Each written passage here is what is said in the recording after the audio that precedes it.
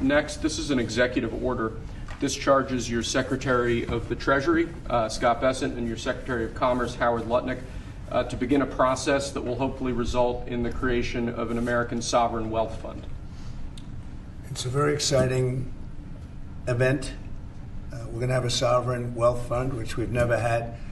We have a lot of things that create wealth, and you're seeing that over the last 2 weeks. I think we've created more wealth. Other people have created de-wealth, the people, my predecessors. We're creating a lot of wealth. Scott, maybe you'd like to say something about it, and I'd ask also Howard to say something about it.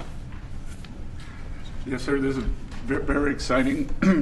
We're going to stand this thing up within the next 12 months. We're going to monetize the asset side of the U.S. balance sheet for the American people.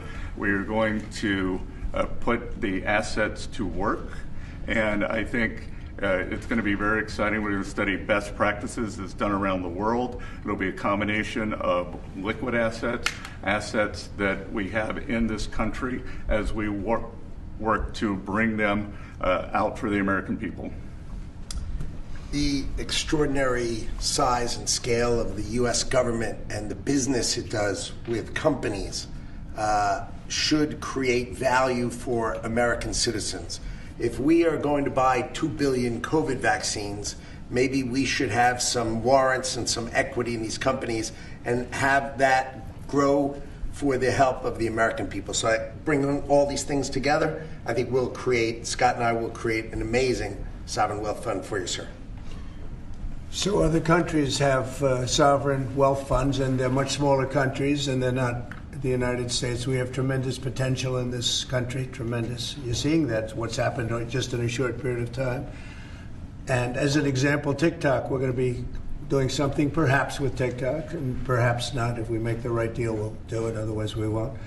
But I have the right to do that, and we might put that in the sovereign wealth fund, whatever we make, or if we do a partnership with very wealthy people, a lot of options, but we could put that as an example in the fund, and we have a lot of other things that we could put in the fund. And I think in a short period of time we'd have one of the biggest funds, and some of them are pretty large, I must tell you. Some of like the Saudi Arabia fund is on the large side, but eventually we'll catch it. But we're going to create a lot of wealth for the fund, and I think it's about time that this country had a sovereign wealth fund. And these two gentlemen and some others are going to work with them very closely, and they'll be heading it up, and they're going to do a great job. Two highly respected people that have done unbelievably well in the world, in the real world. So that's a big deal, huh? Yes, sir. I think it's going to create value and be of great strategic importance.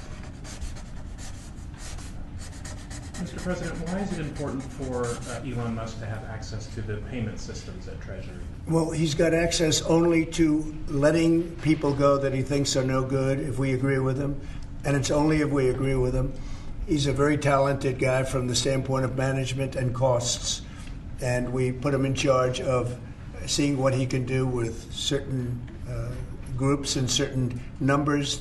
Some of the numbers are horrible, what he's found.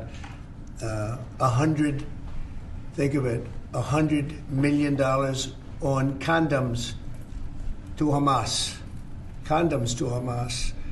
and many other things that are frankly even more ridiculous. And they're finding tremendous waste, really waste more than anything else, I think you could say. Probably fraud and abuse could be added to it, the more standard waste, fraud, and abuse. But they're finding tremendous amounts of really bad things, bad spending. You've been writing about some of it, frankly, and some of the things that they've been doing is just terrible. Elon can't do and won't do anything without our approval, and we'll give him the approval where appropriate. Where not appropriate, we won't.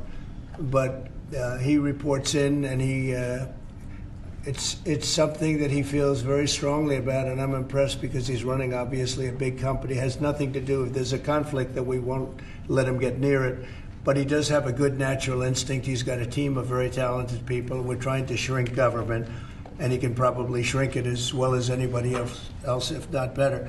Where we think there's a conflict or there's a problem, we won't let him go near it.